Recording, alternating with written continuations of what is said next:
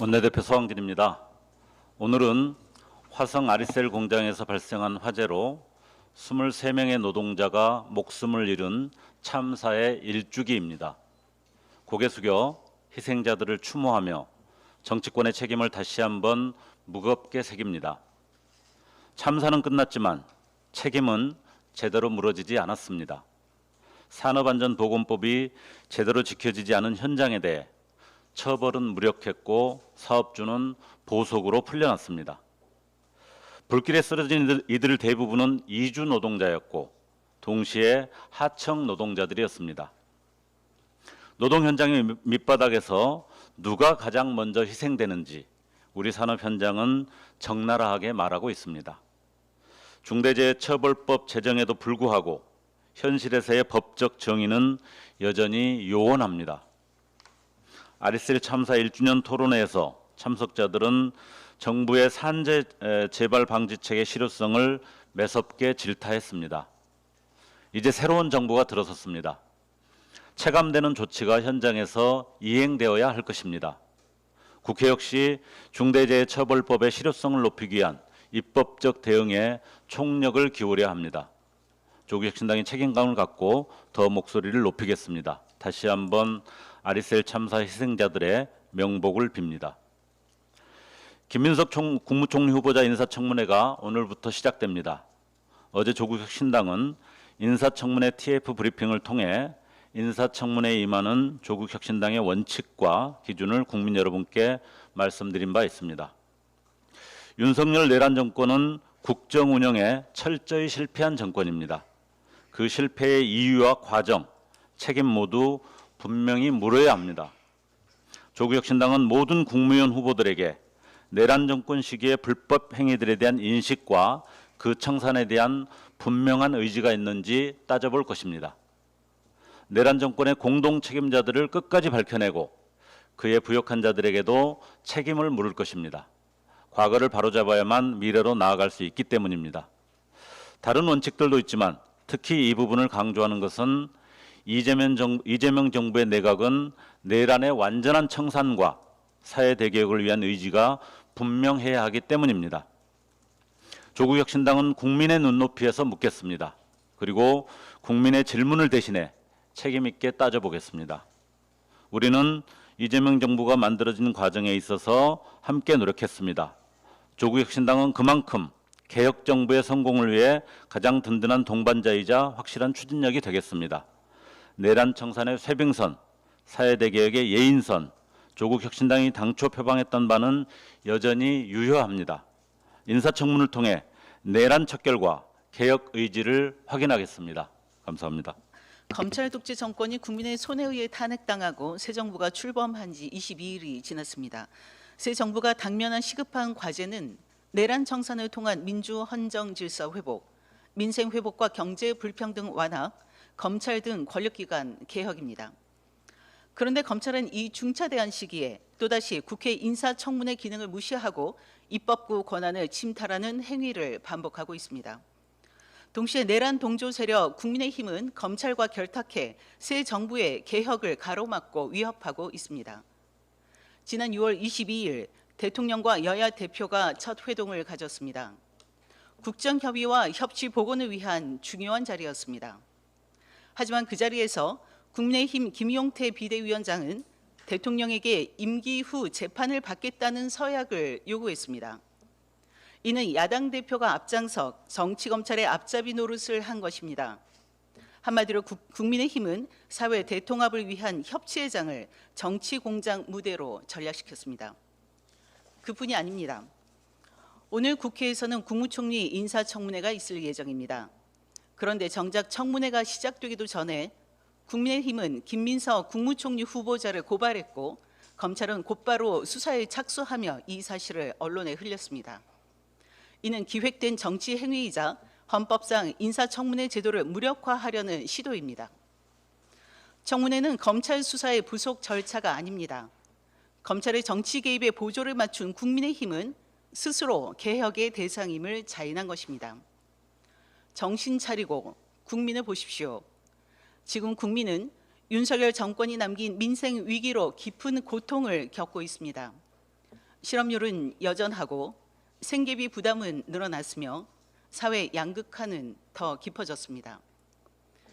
이에 새 정부는 총 30조 5천억 원 규모의 민생 추경을 편성했습니다.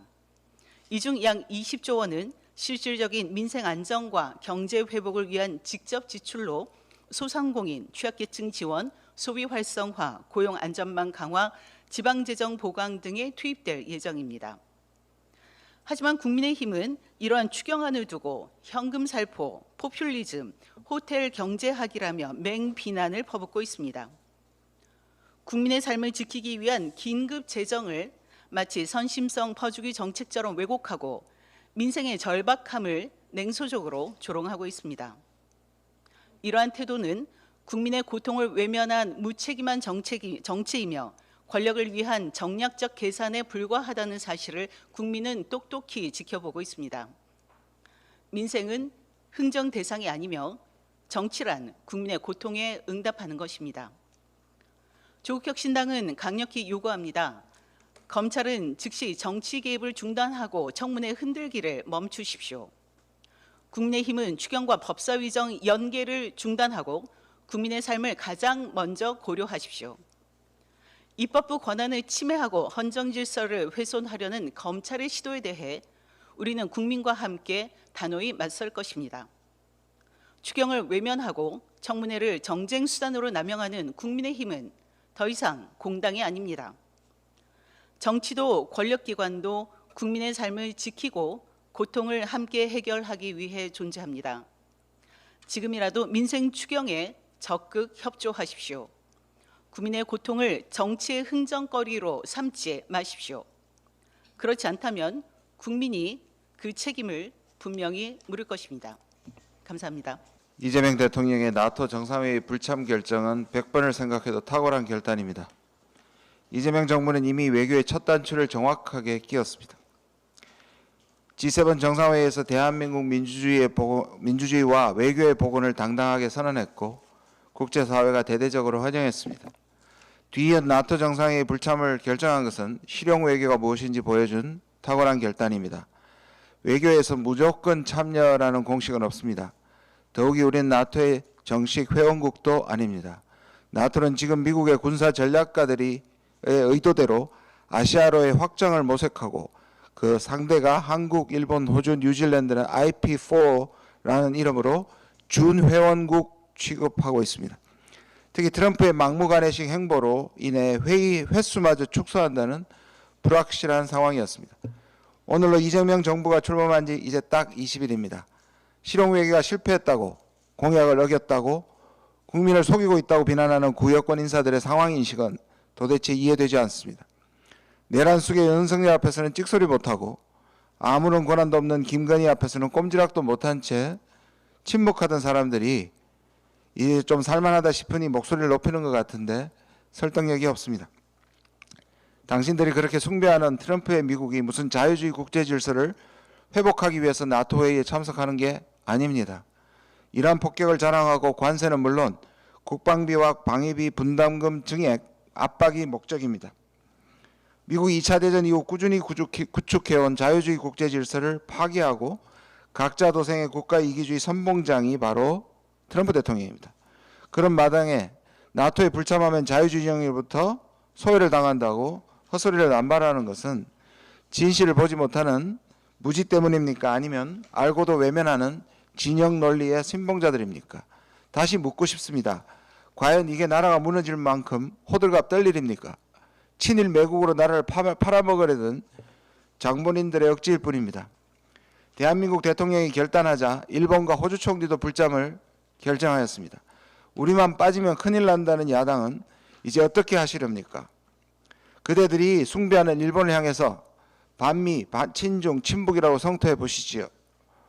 일본과 호주가 한국의 주도적 결정에 힘을 얻고 이제는 3국의 연대가 이루어지게 되었습니다. 이게 바로 진짜 외교이자 윤석열이 무너뜨린 외교의 진정한 복원입니다.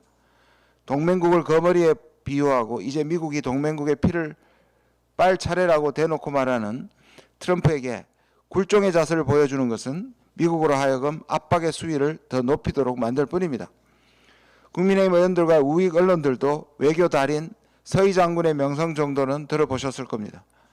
굴욕적 친송 외교에 찌든 고려 조정이 거란에 항복하거나 평양 이북에 땅을 내주고 화친하자는 의견을 모았었습니다.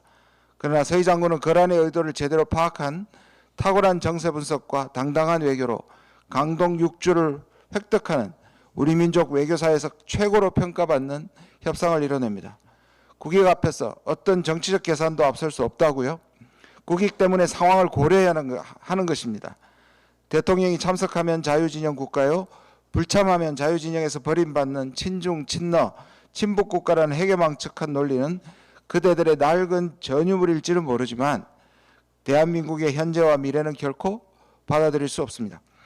격변의 시대의 외교력을 최대치로 끌어올려야 살아남을 수 있는데 제발 국격을 스스로 깎아내리는 선동은 그만 멈추십시오. 나토가 외계인의 지구 침공에 맞서 싸우는 우주연합군이라도 되는 것처럼 모든 것을 선과 악, 친미와 친중으로 구별하고 단순하게 나눌 수 있는 시대가 아닙니다. 어떤 길이 국익과 국민을 위한 최선인지 정말 진지하게 고민해야 합니다. 외교는 상대국의 숨은 의도를 읽고 국익을 중심에 두는 것이 핵심입니다.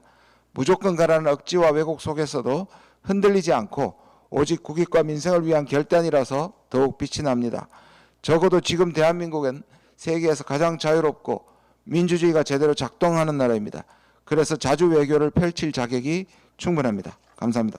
국민은 안종에도 없었던 김건희, 윤석열 부부의 위법 무도한 행태가 여전합니다. 윤석열은 경찰의 세 차례 소환 조사에 불응하였고 김건희는 검찰의 명태균 게이트와 도이치모터스 주가 조작 사건 소환 조사에 끝끝내 출석하지 않았습니다. 부창 부수가 따로 없습니다. 나라를 절단냈다는 사안의 중대성을 차치하고라도 이들 부부가 과연 일반인이었다면 어땠을까요? 이미 몇 번이고 체포되어 수사받았을 것이라는 점에서 많은 국민들이 분노하고 있습니다. 부부가 조사받아야 할 내용도 가관입니다. 내란의 핵심 물증 비화폰의 서버 기록을 삭제하라는 지시를 경호처에 내렸다는 의혹과 함께 도이치모터스 주가 조작에 깊이 개입한 의혹을 입증할 미래에셋증권 녹음 파일이 새롭게 드러났습니다. 이들 부부의 새로운 범죄 혐의에 더해 이들 부부를 지키려 했던 윤석열 검찰의 도이치모터스 고의 부실 수사를 통한 충성 맹세 의혹도 반드시 짚고 넘어가야 합니다.